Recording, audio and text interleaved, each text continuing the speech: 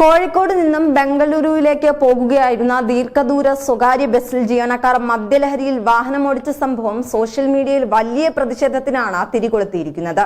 നിരവധി യാത്രക്കാരുടെ ജീവൻ അപകടത്തിലാക്കിയ അതിവേഗത്തിൽ നീങ്ങുന്ന ബസ്സിനുള്ളിൽ പരിഭ്രാന്തരായ യാത്രക്കാർ ഡ്രൈവറെ ചോദ്യം ചെയ്യുന്നതിന്റെ ദൃശ്യങ്ങളാണ് സാമൂഹിക മാധ്യമങ്ങളിൽ വൻതോതിൽ പ്രചരിക്കുന്നത്.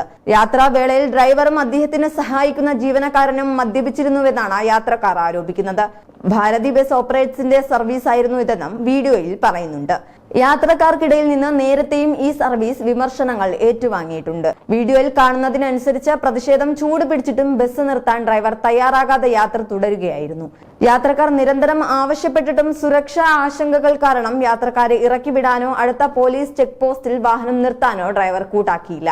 ജീവനക്കാരുടെ ഭാഗത്തു നിന്നുണ്ടായ അപകടകരമായ ഈ അശ്രദ്ധ ദീർഘദൂര യാത്രാ സർവീസുകളിലെ സുരക്ഷാ മാനദണ്ഡങ്ങളെക്കുറിച്ച് ഗുരുതരമായ ചോദ്യങ്ങളാണ് ഉയർത്തുന്നത്.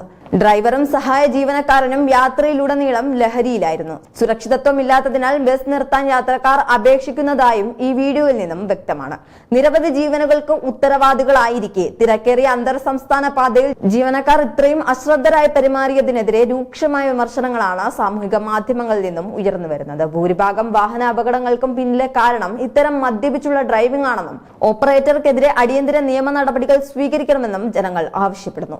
സ്വകാര്യ ബസ് സർവീസുകൾക്കിടയിലെ സുരക്ഷാ വീഴ്ചകളും നിയമം നടപ്പിലാക്കുന്നതിലെ അലംഭാവവും ഈ സംഭവത്തോടെ വീണ്ടും ചർച്ചയായിരിക്കുകയാണ്.